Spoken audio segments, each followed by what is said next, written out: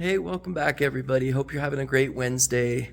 Man, when I woke up this morning, I was struggling, and it's exactly the reason I do these messages on Wednesday, because Wednesdays can be a drudge.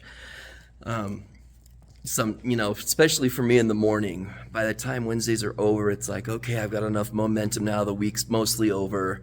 I've just got Thursday and Friday to worry about. So that's why I do them on Wednesday. But I just want to cover today. We're going to be talking about step 5 in the. What's up, Paul? Good, man. We're going to be talking about step 5 in my book Boundaries, which is so last week we talked about step 4, which is boundaries. This week in Godfidence, we're going to be talking about step 5, which is taking the higher road. So help yourself to some coffee. It's all done, Paul. Taking the higher road, and I break it down in a little more depth in the book. Show you that's what this break, but taking the higher road. So once you set boundaries with people, they can sometimes get feisty with you, and a lot of times it requires taking the higher road. But it's an equally good barometer for knowing how well you are doing with your mental health when you're mindful, you're self-aware that you need to take the higher road, and you do take the higher road. And the first time you do it, it'll be really hard, and it gets easier. It's like building a muscle. It gets easier with time. But an example might be like a couple that gets divorced. Maybe the ex-wife, lays down some boundaries of like, hey, I'm dating another guy or something, and you need to call before you show up at the house or something like that. And the new the ex-husband is like, freaks out on her, calls her names, and she, instead of engaging in that conflict, she takes the higher road and kills him with kindness, so to speak. That's just one example, but taking the higher road will get you further than you think. In the end, you'll come out way ahead.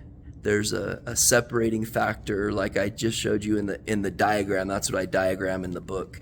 There's a really dividing factor between people that do take the higher road and people that don't, and there's some science behind it that's in the book. So again, just to review the steps really quick. Step 1 is limiting the negative self-talk that we say to ourselves.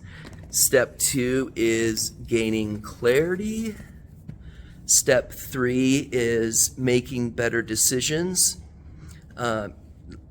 Step 2, gaining clarity through listing our values. Step 3 is learning how to make better decisions. Step 4 is boundaries. And step 5 is taking the higher road. There's still 2 more steps to go. Those will be covered the next 2 weeks. But today's message is take the higher road.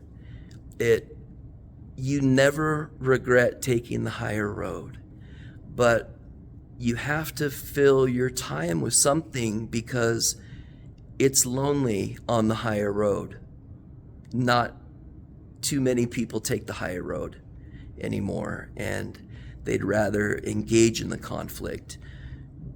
Don't stoop to other people's levels. Be kind to everybody, but just know that when you start establishing boundaries, whether it be family, friends, colleagues, that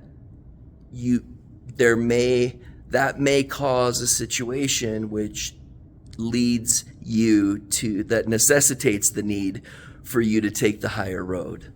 So I hope that message helps today. We're more than halfway through the year. It seems crazy already, but this is the the 131st week in a row. This is episode 27 of season 3, if you're keeping track. But take the higher road. It always pays off. You never regret taking the higher road. And I'm super grateful for your support and for watching this video. And take care. We'll see you next week.